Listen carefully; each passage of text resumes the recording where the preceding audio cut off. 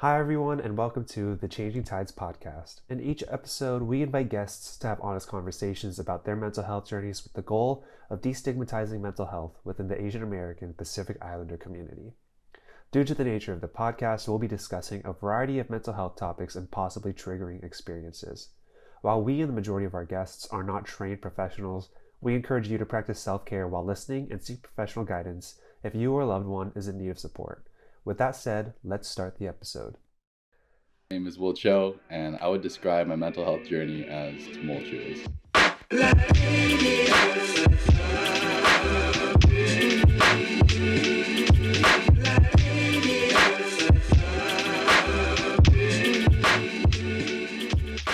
I'm your host, Matthew Yonemura, and welcome back to the Changing Tides podcast for episode 1 of season 2. I believe this is the 13th episode. Probably should have checked that before this, but if this isn't the 13th episode, I will cut me saying that out. But thank you for joining us again. Thank you for coming back. Changing Tides has been really busy since we wrapped up season 1 of the podcast. We had a gala event in November. We have photos up on our Instagram and our website if you want to check those out. Really successful. We had some really great speakers. I'd like to thank Kyle Y, who was on the podcast in season 1. He was one of our speakers at the event. The crew, the planning committee, our host, Carolyn Elliott. It was a really great event. And it was a beautiful location, so I encourage you to check out the pictures if you haven't yet. I look pretty good in them. We launched CT Stream, our new therapy stipend program, which we are so proud of and really excited about. We'll share some statistics on that once we're able to gather it, but it's a pilot program. So far, we've received great feedback, and it's a really exciting development in changing tides in our future. It's really exciting that we're able to launch this new program, and I can't wait to share more about that. I was a guest on a podcast with a really great host, the Asian American podcast with Ken Fong. Check it out if you want to. You don't have to. But we're going to try to have Ken on our podcast. I've been talking with him. He's a really great guy, and I'm really excited about all the guests that we have lined up for season 2 so far, and the guests that will continue to line up. But I think 2022 will be a really exciting year for Changing Tides, and season 2 of the podcast will be really exciting. But we have a lot to work on, a lot to do, and we're really excited to share that with everyone. So without further ado, let's jump in the first interview of this season 2 of this podcast. Before the interview, I just want to give a quick content warning that we are discussing eating disorders. So if that's a subject that might trigger you or make you uncomfortable, I encourage you to maybe hold off on this episode or take a step back if you choose to listen, if you need to take a step back, and maybe tune into the next episode if this one isn't for you. This guy, I met him virtually, as we met a lot of people virtually, especially if you're in online school. It was right around the beginning of Asian hate crimes back in 2020, when that was becoming a big movement, Stop AAPI Hate. It's been really great getting to know him, and it was great to interview him. He's one of the most muscular, shredded people I've ever seen. So with that in mind, I'd like to introduce the interview with Will Cho. Will, thank you for being on the podcast. This is our first episode of season 2, so thank you for kicking off our second season of the show. Sorry, my dog just barked.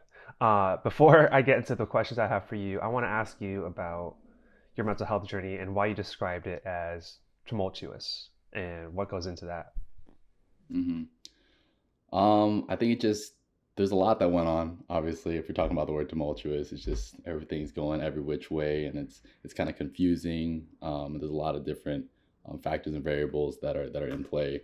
I think it all started, I think, primarily in college. So I graduated out of UCLA in 2019. So I'm 2 years since I've graduated, and I think all the things that built up to it were I mean, from my childhood, and I think I'm realizing that more and more. But when I got into college, it really started to show, and the cracks started to give, and there was a lot of ups and downs. There were moments where I thought I was better, and sometimes it kind of dipped, and I was like, all right, maybe I'm not better. And then it would go back up, and I'm like, oh man, maybe there's a light at the end of the tunnel. And then it just goes back down. And then at this point, I'm just kind of like prepared for these lows, and I'm just trying to learn throughout time how to handle them. And oftentimes I'm in a different city, I'm in a different environment. My life's changing since I'm in my early 20s. And I mean, that's just generally how it works in life. And so as I switch into different environments, my mental health kind of affects me, or at least it looks a little bit different every time it comes around. Hmm. So I think in that way, it's become very tumultuous and different in a sense, but also very much the same. Hmm. I hear that. Like, there's kind of a normality in the ups and downs, and you kind of have Hmm. to prepare yourself and get used to that normality, I guess. But Hmm. I want to backtrack a little bit. You and I met through Changing Tides Cafe, the virtual, or was it Hmm. the? I think it might have been the AAPI hate group. I don't remember which one it was, Hmm. um, but we met back then. We followed each other on Instagram. I didn't know much about you. I'm just now getting to know, like, I mean, at the time, also back to your statement about moving in different environments. Like, you went to UCLA. When we met, you were calling in from Zoom from Sacramento. Now you're in Austin, Hmm. Texas. So you're definitely moving around a lot. But um, then I went through your Instagram, and I came across your posts, your very candid posts about eating disorders. Hmm. Um, and do you mind if I start kind of by asking your experience with eating disorders? Yeah, go for it. Or are you asking me just in general, Yeah, or do you have a kind question? of wherever you realize it started or, how it showed, that Hmm. kind of thing. Yeah, I like distinctly remember the moment where it kind of really started. Um, but to kind of like backtrack, I think generally when I was growing up, it was fairly healthy. I was always, my body was fairly fit. It was fairly lean. I was always outside playing, doing sports, and my parents generally fed us like healthy foods. They were all about like multi-grain bread, and I just really wanted that Wonder Bread, but I got that multi-grain bread. Um, and then when I got into fitness, I started working out in the seventh grade. What is that? Maybe like 12, 13 years old. And from there, I started doing this like wild thing where I would just like cut out everything that could potentially be labeled as quote unquote bad. And I would just cut that out of my diet. I was like cooking my food. I wasn't using seasonings. I wasn't even trying to, I was like using minimal amounts of oil. And I was Wow. eating everything pretty raw. So in a way, it was almost kind of like a paleo style diet in retrospect.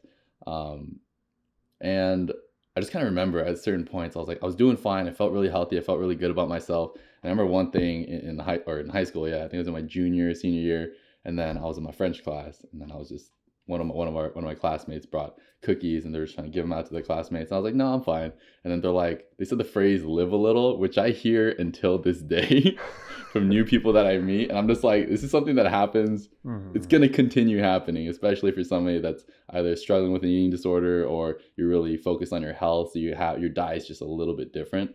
Um, and it wasn't a huge issue. I went to college, I went to the UCLA dining halls, and because I couldn't cook my own food, I just ate what was there and just did my best. But I allowed myself to eat things that at that time I considered unhealthy. It was definitely like all the way to one side in terms of kind of the extremes of what is healthy and I guess what is not. But I started to kind of balance it a little bit out of necessity. But I think sophomore year, probably sophomore, possibly freshman year, so maybe 2016 would be my guess. I remember I went to the LA Fit Expo, and so the LA Fit Expo is this huge convention. They have them all around the country, but the LA one's one of the bigger ones, where all these vendors and all these fitness influencers on social media, they all come there and they're showcasing themselves. You have bodybuilding competitions, powerlifting competitions, and all this fun stuff. And they would give out a lot of samples. So you're out there, you're just getting a bunch of samples, trying out different pre-workouts, BCAAs, protein powders, and like protein snacks. And I remember you would go back and you would have this like almost this goodie bag of just a bunch of like protein snacks from these vendors. And I remember I would just like be in my dorm and I'd just be in the corner and I'm doing studying and I would just like take one here and there. And it was like, wow, this is like really sweet. And I feel like it has like a decent distribution of macronutrients, so I felt kind of justified eating it, but also tasted pretty good. I think it had at least some artificial sweetening or just sugar itself, but to me it tasted really good. But it was almost like this perfect point of, of satisfaction in terms of my taste buds, but then it wasn't enough for you to get overwhelmed. You're like, oh man, that was too sweet, I can't eat another one.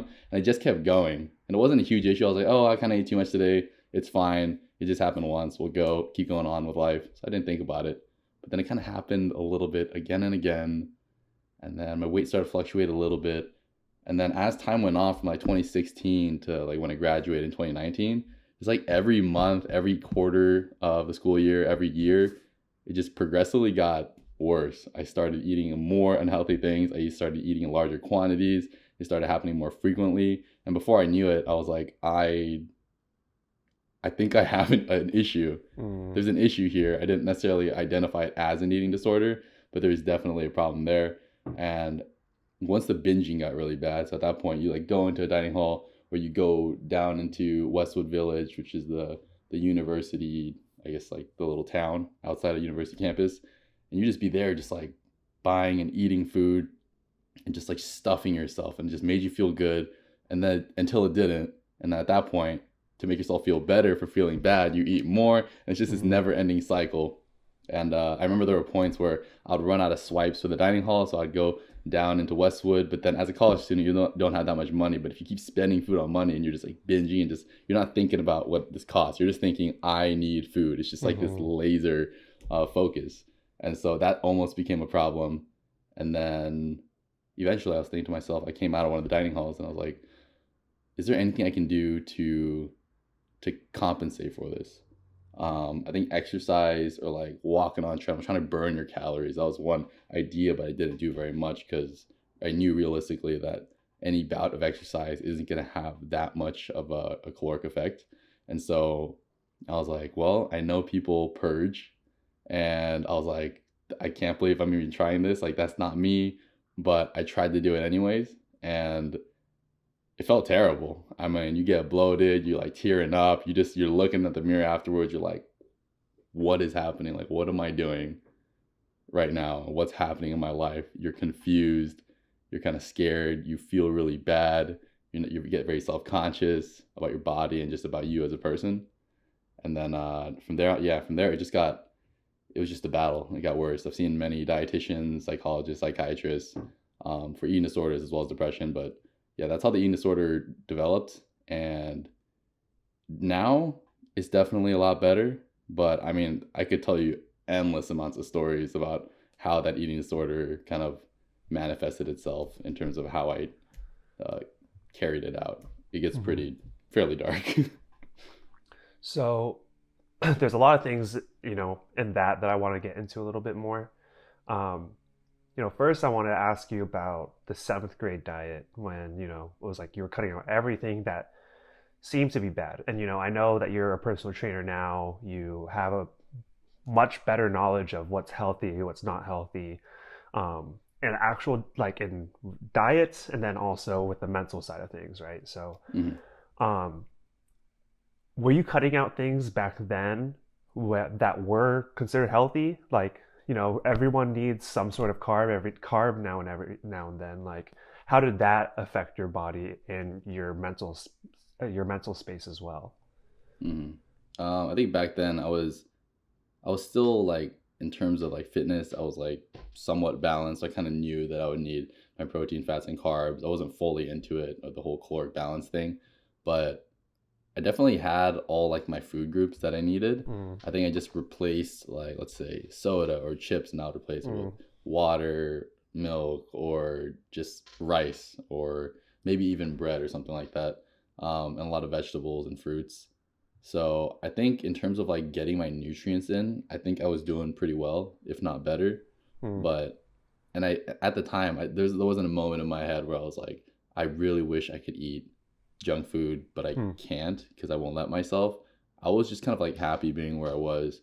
And so even at this point, I'm not exactly sure how that type of kind of like really extreme like healthy dieting, where I just never touched any kind of quote unquote junk food, how that really affected me, or how that maybe fed into my eating disorder. Mm. So that's still something I'm trying to figure out.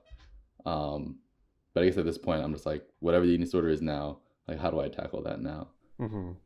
Yeah, that's interesting because, I guess my other question is, was that all self-motivated, or was there, a social media presence in Mm, why you wanted to be that fit? Or did you just like how it made you feel healthy and more energy? Like what, that in seventh grade, that's a young age to be so mm, dedicated to it, especially just on your own accord. So I'm mm. curious, like, what made you want to be so disciplined? I remember in terms of the fitness aspect, my cousin actually invited me out to Austin, and he lives in Mm. Austin too. So it's the same cousin. He used to do this Korean martial arts called Mm. Hapkido, and he was a super like flexible, athletic. He was pretty ripped for his age, maybe 2 years older than me, or 1 or 2 years older. And I was looking at him, I was like, how do I look like that? Like Mm. how do I look like you? And I remember I was just like, just was just driving home from school. My mom was driving me home from school in like seventh grade. My mom was just hanging out the window. We are in the passenger seat, and I was looking at my arm, and I was like, my forearm and my upper arm is like the same size. And then to me, I was like, not to say like one's like what should a human body look like, but to me at that moment, I was like, man, I wish my arms were a little bigger. I wish I was a little more bulky. Mm. And so I asked my cousin, I was like, dang, you look good. How do I look like you? And then he essentially gave me, I haven't really fully watched One Punch Man, but I think, according to some people who I've told this story to, they say it's like a One Punch Man workout where he was like, yeah, do 100 sit ups, 100 Mm. push ups, run a mile every day, that type of thing. It was just like 100, 100, 100, 1 mile. And so I did that every day. I first broke it up into little segments. So I couldn't do all 100 at once. So every hour on the hour, like Damn. 11 a.m., 20 push-ups and 20 sit-ups, 20 squats, and then noon, do it again, and then just keep doing it until I hit 100. And then that's how I started. And then obviously my training got a little more nuanced and a little more complex than that Mm. before I even got into weightlifting. So that's where I got the inspiration. But I think in general, even now, and I think for a lot of people in the fitness industry, one, it makes their body feel better. Your mental health gets a lot of help from exercise. And if you just look at the science, it definitely has that effect. And so for general health and well-being, it definitely helps. And just like getting stronger, being able to be very capable of doing anything. Maybe somebody says, let's rock climb, let's go play this sport that you've never played. Like, I don't know how to do it, but I know my body's able to do it somewhat proficiently, even if I'm a beginner. Right. Or just moving, like moving homes, moving apartments, moving houses. Like, you're able to pick stuff up. You go grocery shopping. It's not a matter of can you pick it up. It's a matter of are you willing to put in the effort to pick it up. And so like you're very capable, and so you feel good Uh-huh. about yourself and you're healthy. But then also there's always gonna be that aspect of like I want to feel attractive. I want to look good, like for myself and if I'm being realistic, for others as well. And I think for me, as a straight male, I was like, I want girls to be attracted to me. And I think as a kid, that was like something I kind of wanted. That was always in the Mm-hmm. back of my head. Like, and so now is that as much of a driving factor? Probably not as much at this point. Um, but it's definitely like still there. So it's Right. a couple of reasons how I got into it. Interesting. Yeah, I mean, first off, as straight males, not only straight males, but like when we were younger, like Mm. Asian American like guys weren't the thing. So it's like, how do I kind of like get a girl to notice me? It's like maybe I got to Mm. get buff. Like, like I think that's a valid way to get into it because it's like, or maybe I don't know about valid, but like it makes sense because we like as Asian Americans, like no matter where you grew up, it was kind of hard to feel like wanted, I guess, when it Absolutely. wasn't the thing. Um, but yeah, I find all that really interesting because I didn't really start. I'm first off, if people aren't listening, they're not familiar with Will. Will's a super jacked dude. Like Will's terrifying. Like I work out, but Will like works out. So I think it's cool to hear this from you because first off, you made it through. I mean, obviously you're still struggling, but you didn't get the that didn't get the best of you, I guess. Mm-hmm. But to hear it from someone that looks like you, works out like you, I think it's important because it gives you a range of ideas of like, oh, it doesn't just impact this person or someone that looks like that. Like Yeah. eating disorders can hit anyone. But Mm-hmm. with that, because you did get, you're here still, you got through to the other side, you're still struggling with it, but how did you start to unlearn your thoughts on diet? Like, I know you said like eventually you just had to make a change, but how did you do that? Mm-hmm. Yeah, I would definitely say now I don't struggle with, at least I don't purge. I think that was a Mm, huge like milestone for me where I was could like tell myself not to essentially throw up right. intentionally or voluntarily. And I think one was just the practical effect of like one of my most self-conscious parts of me are just feeling bloated.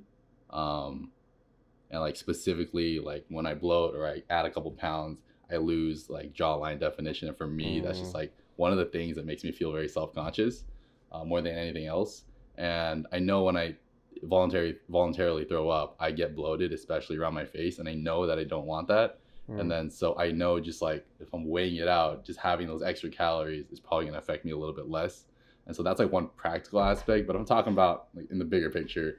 Um, I definitely think it's for me. It's emotional eating. I eat when I'm sad. I eat when I'm bored, and eat when I'm stressed. It's just like this short burst of like it makes you feel good.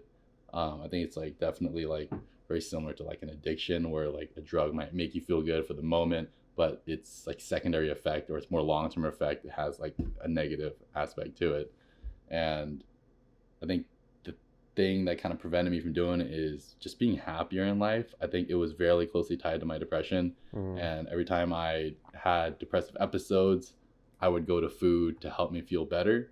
And that would eventually make me feel worse. And then I'd mm, get deeper into a depression. And it was just this like this feedback loop where you're just constantly just getting worse, just feeding off of each other, which was like a very unfortunate thing. But once I got to a point where like mentally I was a little bit more stable, I wasn't having like super highs or super lows. And then once I started moving forward with my life after I moved to Austin, I didn't have as much of a reason to be binging and purging. mm. Like I was already either busy or kind of satisfied with other aspects of my life, so I didn't really need that extra bump to kind of like get me pushing through life. Um, so yeah, so when I still hit those lows, I mean, this past week was probably the lowest I felt since almost like maybe like 6 to 10 months. Mm. So I've been doing really well, but that was probably the lowest I had maybe this felt like 4 or 5 days ago. And I think eating was just kind of like it was a part of it. It moved together, and that's what I Mm-hmm. always sense like my eating disorder habits, my binge eating disorder habits, and my mental like state in terms of like is it in a low depressive state, like they go hand in hand. They're like very correlated if you look Mm-hmm. like along a timeline. Yeah, I mean, I couldn't agree more in terms of my own experiences, Mm-hmm. because I'm glad you touched on that, and I'm glad that you know, you have the self awareness to know that because sometimes we don't notice that. Like I'm sure maybe Mm-hmm. in the past you were able to pick up on, oh, when I feel depressed, I go to food. Mm-hmm. But the fact that you're self aware enough to at least know that, like, that's at least a step in the right direction. Um, so, beyond your story, which is powerful as it is, like for your in your own right respect, like you took it upon yourself to start talking about this publicly in a way to help others, Mm-hmm. um, which is huge. But was the Smash Talk Eating Disorder panel at UCLA your first public engagement speaking about eating disorders? I think yeah, so formally it definitely was. Hmm. I was already doing like public speaking like here and there. Um, but this was the first one where I was there for the purpose of talking about eating disorders. Before I'd mentioned it, and I was part of the Alumni Scholars Club, and I was serving as a director there. I think at the time it was either alumni relations director or the vice president of the Alumni Scholars Club. And when I would talk to like congregations of people, whether it was our general quarterly meeting or just smaller groups, at the quarterly meeting, I kind of spoke some of my story out there as well. But it definitely wasn't an event for that. Like I just mentioned it for a short, maybe 5 minutes. So yeah, the Smash Talk Eating Disorder panel was definitely I would say the first actual one. That was the one. Yeah, I think that's how I connected with Margaret and Little Tokyo Service Center and Changing Tides, and so that was really cool. I think she was there for Caitlin Ohashi, unless she's. But she met me. So I'll tell you this much. Yes, that is why she was there. But because I just talked to her about it this week. Yeah. Because she was so happy to hear that you were going to be on the podcast.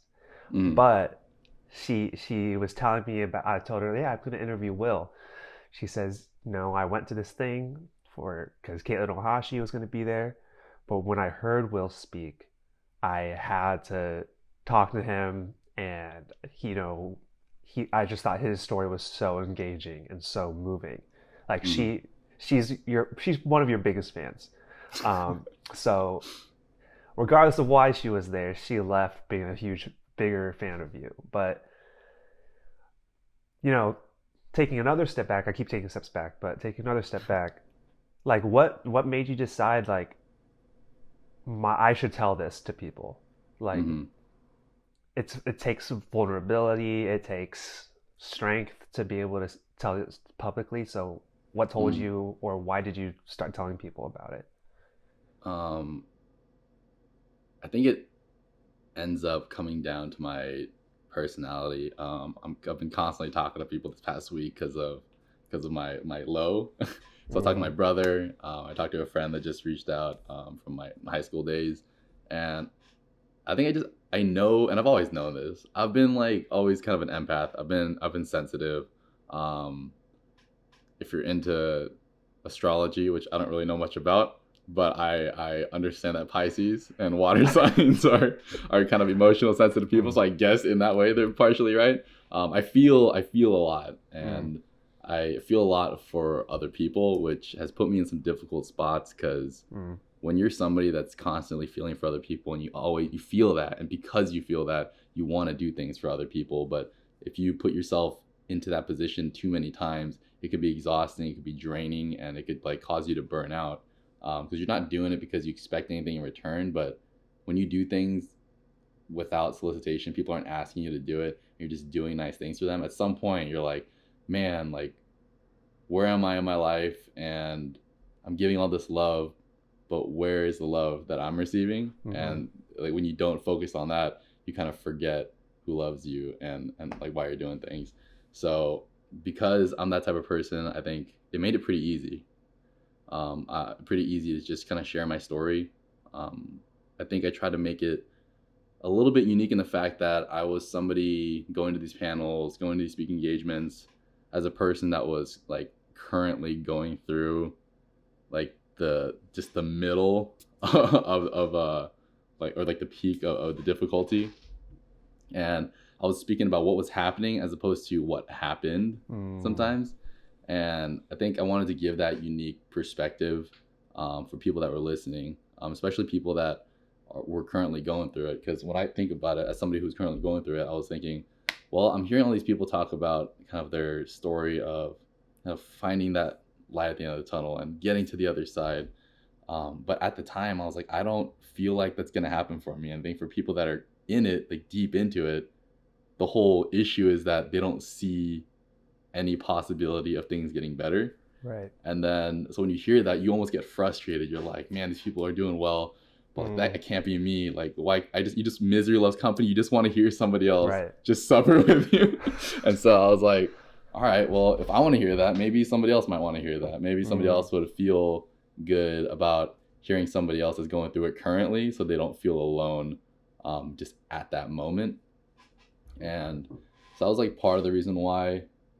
But and if I'm talking just kind of more less deep, I just like public speaking. It makes my stomach kind of flip over. It's like you get the butterfly. I still get nervous, but I love doing it because it's so exciting. I love feeling that wild feeling. Um, yeah, so something about that, and and I know myself, and I know that whenever something makes me feel uncomfortable, I kind of move towards it because I don't want to be afraid of it, Uh, and so I like adopt it or I become it, and I just like absorb it so that I'm not afraid of it anymore. Maybe that's part of the reason why I look the way I do now.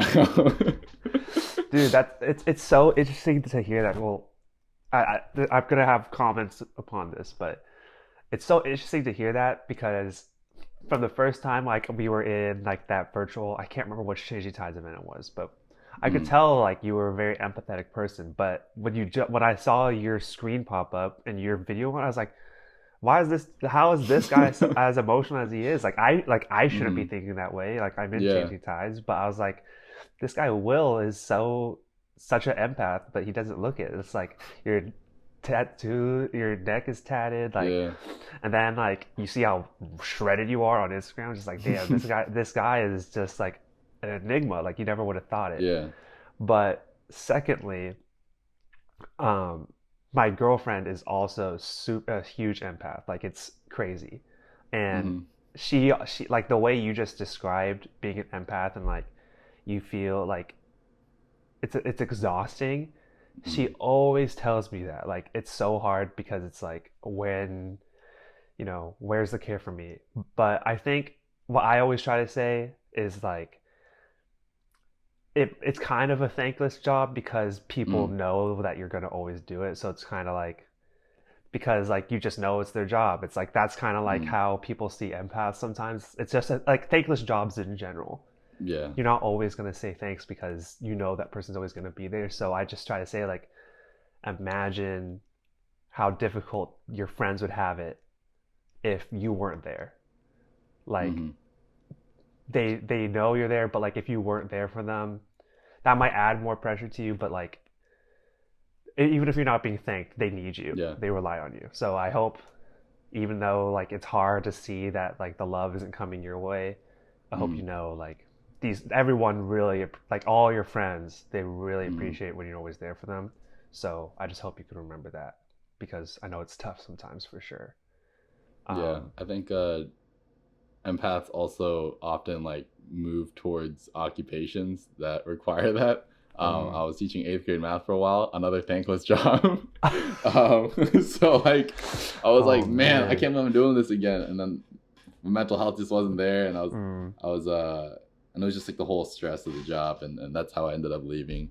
Um, mm, but yeah, and I think they kind of reflected in my life. I'm like, all right, I need to figure out how to, I don't know, take care of myself and make sure that I feel whole, that I feel good about my life, yeah. before like putting myself out there like that. I think it was important that I took that step back. It was difficult. I felt like I was abandoning the kids that I was supposed to be mentoring. Um, but it was just a moment of like, well, I'm just not the right person for this job right now.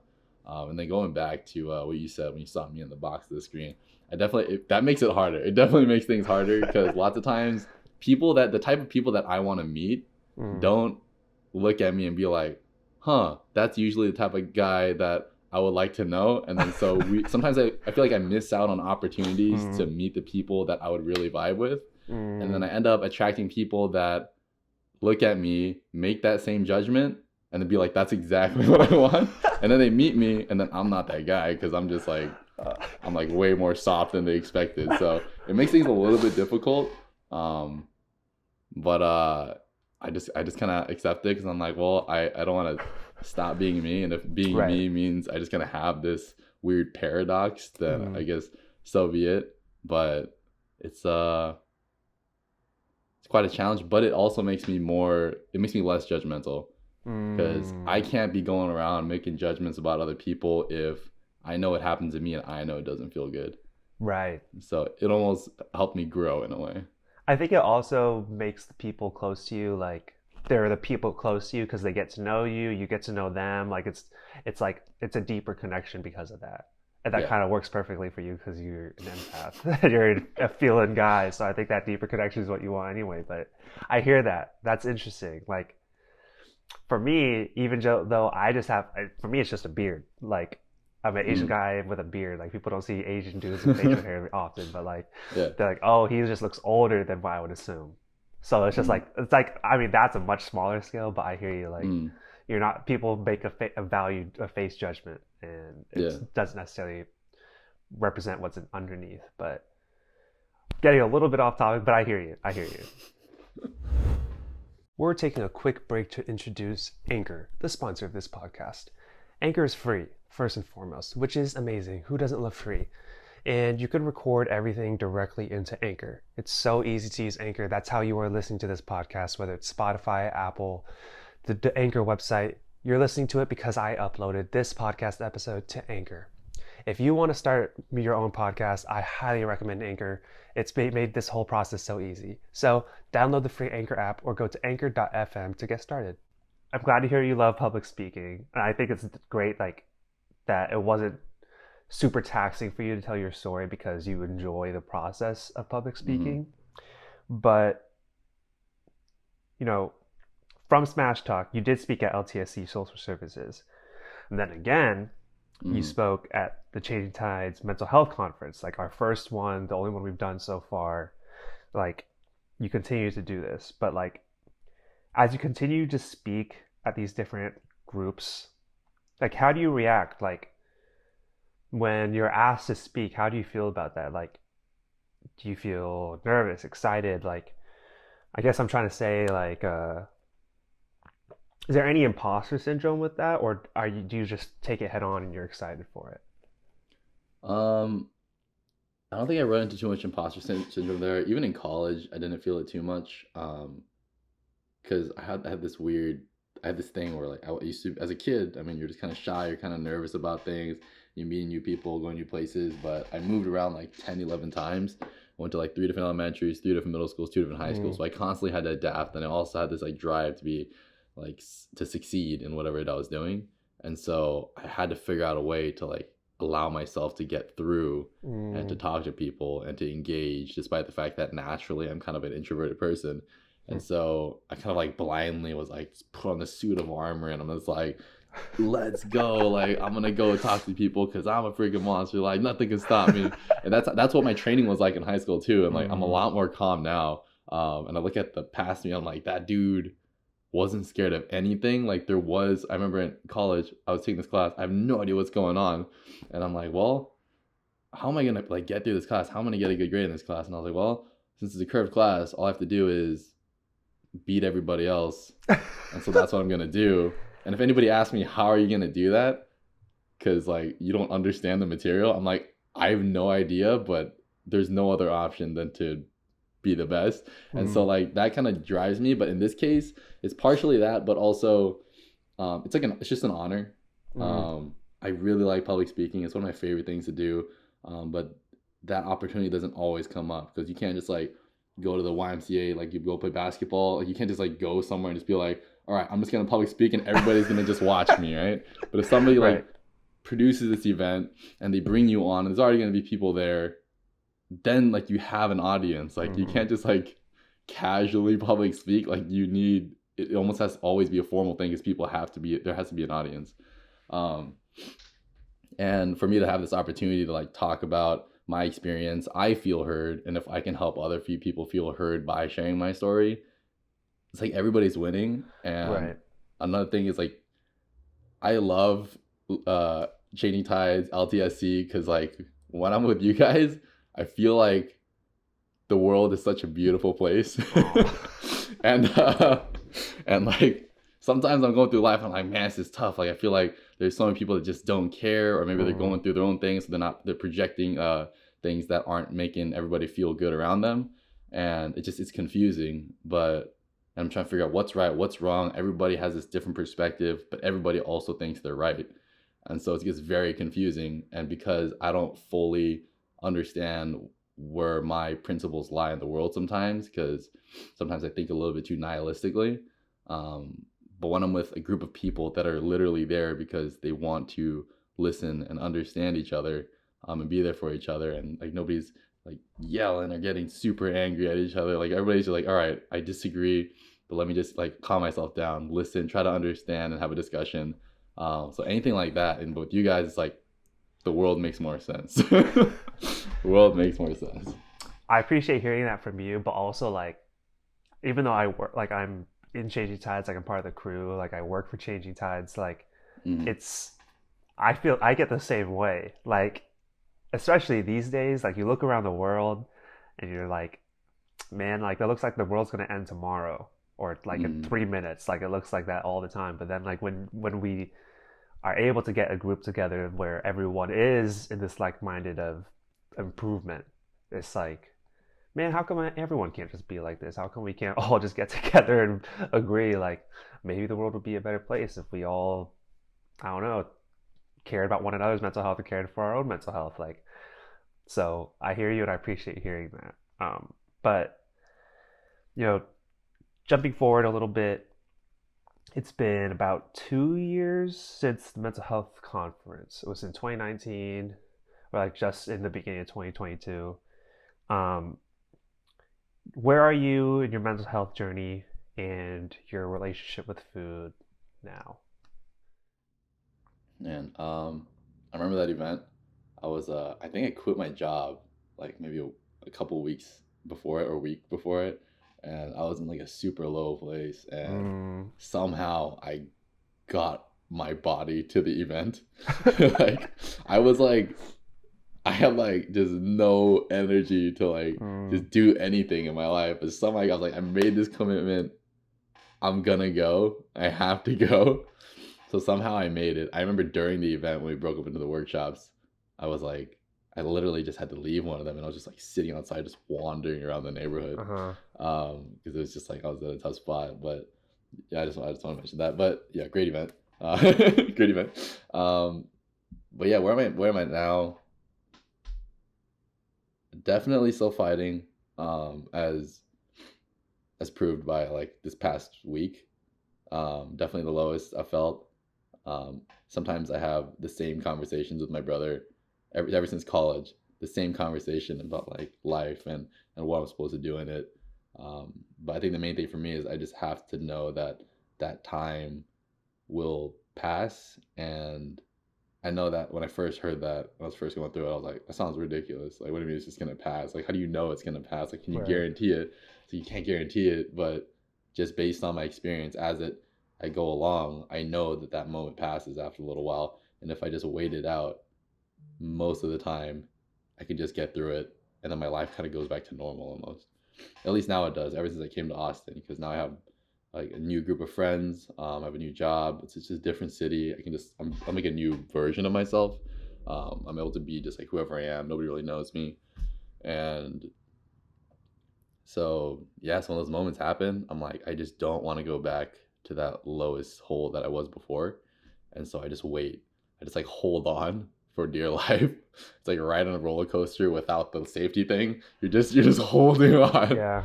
and you feel like I feel like I'm about to fly out of this thing, but like you're just holding on. Like this ride is going to end Mm-hmm. in a couple minutes, and and so that's essentially what it feels like, and it's scary. Not 100% sure what to do about it. It happens. I think the whole mental health like journey is this long trek, and you just kind of learn as you go, and you Mm-hmm. just like pick up some patterns, and you figure out, all right, if this is gonna, I know this might happen again. What can I do to like help myself get through it? And is it hard? Yes. I still have to go to work. I'm training people. Just put on this mask sometimes, and then I just get through it. And then right after I leave, I'm all sad again. Like, but you just Yeah. fight through it. It's a hard couple days, a hard week, a hard month, whatever, however long that episode lasts. But I just kind of push through it, and I keep crossing my fingers and have this hope. I think the reason why I'm still here on Earth is because for some reason I just have this hope inside of me that the things that are going to make me happy and the things that I love are going to be there, or are going to arise and be a part of my life more consistently. And then just that like little thought in my head like gives me hope that I need to keep going. And it's not something I'm like trying to think. It's just something that my brain automatically thinks, and that's just how I stick around. Um, so yeah, an eating disorder, it kind of goes hand in hand with the depression. So if I'm handling my depression, I can generally handle my eating disorders. but I do eat emotionally eat here and there, but it's not to the point where I'm like vomiting or I'm binging so hard. It's just small fluctuations in weight that I'm able to manage a little better. Yeah, and I don't think anyone from Changing Tides will take offense to hearing like you had to step out of the workshop. Like I don't think we thought that was you. Anyone will think that's you saying you didn't enjoy the event because I think a lot of us have been there in the state of where you have to remove yourself. You have to just kind of be alone, no matter where it is, how abrupt it might feel to you. Um, a lot of us have to go through that. Just remove myself. I have to step away. And Mm. that feeling of you have to put on a brave face and then right when you can like remove that mask, that's like when those downs are so low when you have to do that, like it's so difficult to put on that brave face. Like it's almost like a relief to feel sad again. Like it's or to feel depressed again. Like it's the Yeah. weirdest sensation. So I just hope, I hope that everyone at Changing Tides is here for you. But because I like I want you to know like this is something that a lot of people go through, and I like people are going to be in your corner, even if they don't know exactly how you feel because you have your own experiences as a person. Of course, like people have been there, they've made it out. So I just want to let you know that because it's tough. But um, I do have some quick fire questions, but before we get there, was curious if there's anything else you wanted to say or anything I didn't discuss yet that you wanted to touch on. Um, Not that I can think of. We're gonna hit Will with some quick fire questions. Um, you don't have to think too hard on these. Some people like to take their time. If you have a different answer, you can let me know, and I'll let the audience know in the next episode. But don't stress on this one. All right, Mm. All cool. right. So first off, what is a skill you don't have but wish you did have? Oh man, I feel okay. This one's pretty easy, but I think how to word it. I think it's in general be better at building, maintaining, and navigating relationships with people. Mm, So both for platonic and romantic relationships. Since I've come to Austin, I've really been like really finally getting into the dating scene, but geez, it's hard. And just even just the whole friends thing. I've lost friends before, and it gets frustrating. It's really yeah. sad. And so just like navigating that, being able to how to like make compromises, how to speak to people in a way where they feel heard, Mm, how to manage situations where they do something that makes you feel sad or uncomfortable. And if they don't understand it, how do you get to them to understand where's the point at which you should, I guess, like move on from a relationship with somebody?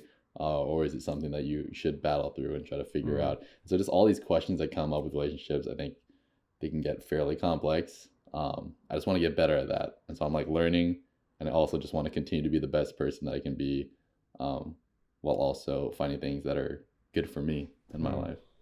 That's tough though. I mean, we all need that skill, but like you're that's tough. Um, but next one. Um, what is your go-to PR song? Oh, go-to PR song. I always tell people I listen to a lot of different music and a lot of Mm, different genres, which I do because if I think if there's a genre that I don't like, I'm thinking there's some type of music, and I love music that I'm not enjoying. I know some people are enjoying this, but I want to enjoy as much as I can in life. So if I can enjoy more genres of music, because music is one of the things that make me feel really good, and it really drive my life, my motivations. I was like, I have to figure it out. But if you look at my Spotify Wrapped, most of it just says like four different genres of hip hops in the top five. My nice. top five artists were just all like rappers and then one Mm-hmm. R&B artist, and I was like, Uh-huh. this looks very one dimensional. So if my hype songs are definitely some type of like just like some hard just slapping rap songs, either from the Bay or maybe some Mm, LA rap, but or just some like I can listen to some EDM music mm, that has like a nice build up. Definitely not my go to, but my song. Yeah, I don't know if there's like a specific song. Okay. My top artist this year and like the past like 3 years was YG. Nice. So that maybe one of his songs. For sure. What's your least favorite muscle group to train? um, I think it changes. My favorites change too. My favorite right now is back, Hmm. but my least favorite. Oh man, okay. This one will be interesting because nobody know what I'm talking about. But if we're talking about like a body part, I'm thinking about like every muscle that exists in the body. Okay. So we're not talking about like oh just chest back or like push pull exercises and then legs in general. But if I had to pick like a specific muscle, it would be the tibialis anterior, which is the front of your bottom part of your leg. So Okay. it's pretty much your shin. So when you do calves, you Oh. push off the floor and you get up onto your tippy toes. But if you bring your toes up towards your shin, it's called dorsiflexion. That Uh, also has a muscle that connects to it. So there's a muscle in the front of your shin yeah. that lifts your toe up towards your shin. It's called the tibialis anterior. And I was trying to I thought that it might help my shin splints. And I was like, there's a Mm, muscle I'm not training. Maybe my lower leg will look slightly, ever so slightly more jacked if I do that. Since my calves are just like, they're like fine, but they're not huge just uh-huh. genetically. So that's like the one I don't do. I don't like doing the most because it's just boring. It's It's so just a okay. boring muscle to train. I had the same thought process because I was having shin splints in like college when I tried to play basketball again after like 3 years of not playing. Yeah, So I just got a band. I sat really far away and I just like flexed my lifted foot your. and held it, and like I felt the burn in it. I don't know if Uh, it did anything, but it was boring. I was just like sitting on my phone and like for like oh 2 minutes at a yeah. time. I But literally do reps. I'm just laying down. I'm just on my phone. It's like it's just so boring. yeah, I just held it. But yeah, that's an interesting one because I remember like asking my other friend who Mm, at the time was just starting his what's it called, like his PT program. I can't remember the exact mm, name of his program, but I was like, is there muscle in your shin? Like, does that even make sense? But it helped, so uh-huh. like I guess it helped a little bit. Um, if you were a superhero, what would your power be? I immediately thought like this the softest soft boy thing ever. Do I it. was like, I just spread love. Like everybody just feels love. Like everybody starts loving each other and like you feel love, you're happy, and then you're sharing it. I mean, that was my instant thought. So I guess it's like when people talk about like world peace. I guess it's like kind of like that. Um, if I was thinking like, and I was like more of a fun superpower. I think I've always wanted to fly. Every time I thought about it as a kid, because that question comes up all the time when you're a kid, you're Uh-huh. watching a superhero movie, like, oh, I wish I was a superhero. I think flying would be really cool. It would just be so free because I love like just driving around listening to Hmm. music. If I could fly around, that would just be like no traffic. Like when you want to get away from things, you can be alone wherever you are. So it's And probably we all that. know. And I'm gonna, if it's cool with you, I'll ask you later. But if it's cool that we tag your Instagram, I'll tell Oh everyone yeah.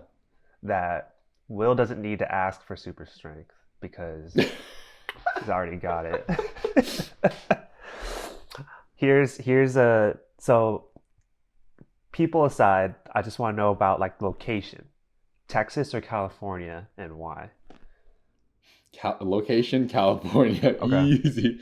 Okay. Number one reason is the Hmm. weather and the views. Like Texas, there are some national parks. Um, that's about it.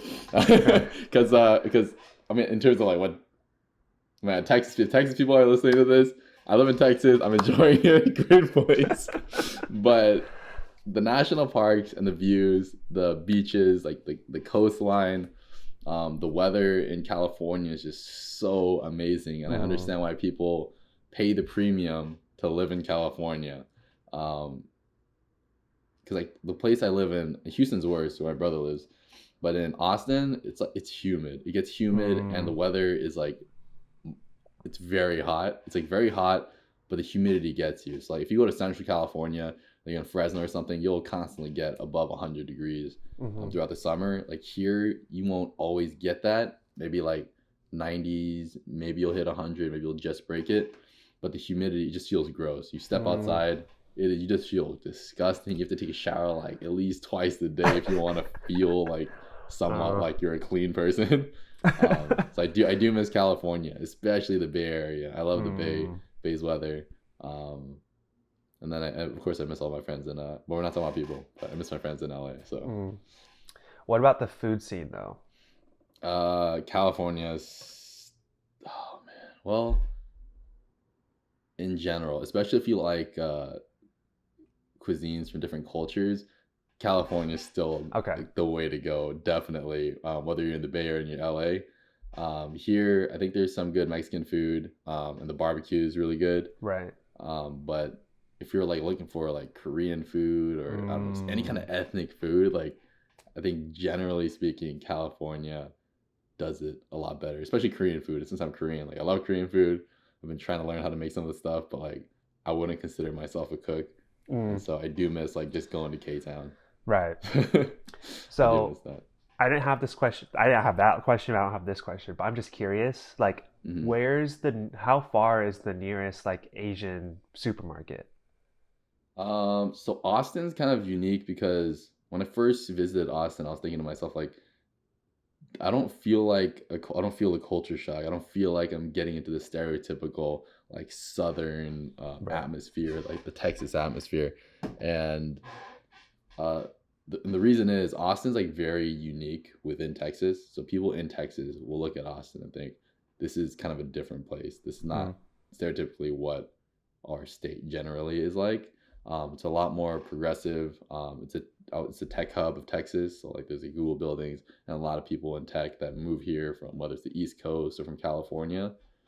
And so and like a lot of new businesses have popped up. There's definitely like like gentrification going on, and so in that way, you come here and you're like, wow, like I don't feel like I'm completely far from California. Um, so yeah, so the culture here is like pretty unique for Texas, but for me, it's a lot much easier transition mm, because I'm used to a lot of the stuff that the the people do here, like the mm. lifestyles that they live. Um, so what was the question?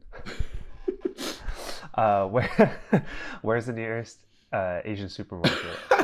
I was completely off.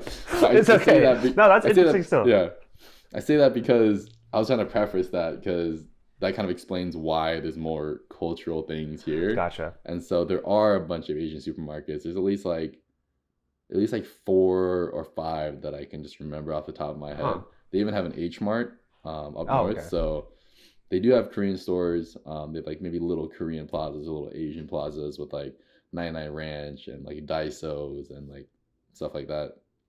And they have like a decent amount of boba spots too. So Hmm. I think they just kind of maybe all the implants brought that culture into the city. I'm not sure, but there definitely are Asian stores, and I do have a favorite one. Okay. See, because I figured that was what the preface was saying is that like there was enough of your like your Asian fixes or Yeah, Asian food fixes, but I was gonna leave it. I wasn't gonna I wasn't gonna ask you the question again. I figured that was the answer, but I was just curious because when I was in Chicago, there was only one, and it was like pretty far wow, away. I was surprised.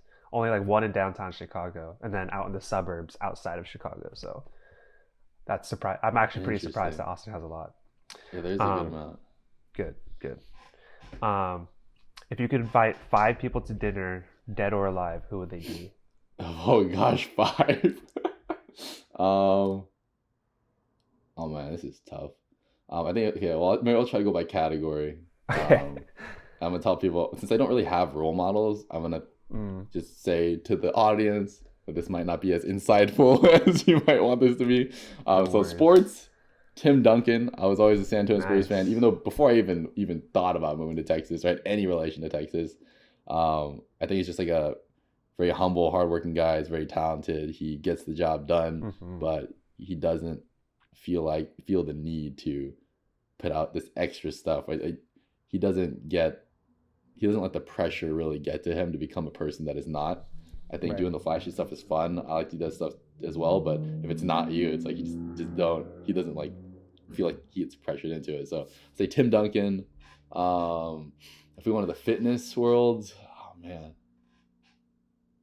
I'm just gonna say a funny one. There's a this fitness like influencer named Lauren Finley, and then when I was in college, I had like a huge like crush on her, and then I'll see her at the expos. So I just say that just for Okay.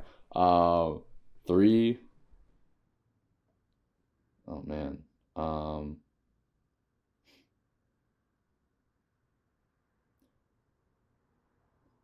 I remember I had this moment. I watched Marshall. I think it was on Netflix about Thurgood Marshall at NAACP. Um, I'm glad I didn't say NCAA. Yeah, and then yeah, so after watching that movie, I was just so like inspired. I was like, man, like he went through such a tough time, and he just really fought for what he believed in was right. And despite all the stuff that all the flack that he got from that, he just kept going because he felt that this was right and made him feel whole. Hmm. And I was I don't think I could ever be as motivated and committed a person as he was to his cause. But I think just hearing that and kind of seeing what kind of person he was would have been pretty cool. I think I might have been wrong, but I think he was the first African American Supreme or Black Supreme Court justice. Hmm. All right, and then four. Oh man, this is getting tough. One of my friends, Eunice. She was most beautiful soul slash person I'd ever met. She's like, I thought I was an empath, and like if I've met somebody that's more of that than me, it's probably her. And I just haven't seen her in a while, so I would definitely like to see her again. And number five, I guess my aunt Faye, who passed away before I ever met her. I think Hmm. she was probably late teens, early 20s, and um, I guess I won't disclose too much because I don't know. I feel like it's more of my dad's story, but her relationship with my dad and like her knowing who he was and the love they had for each other and how their relationship affected my dad. Um, and since she's not around anymore and I never got to meet her, I would love to get to know who she was and so I can connect and relate and have more compassion and empathy for my dad and his relationship with her so I have a better understanding. Um, so yeah, I think those would be my five. Yeah. Quite the mix of people. Mhm. Yeah. And then to round it out, what would the title of your autobiography be?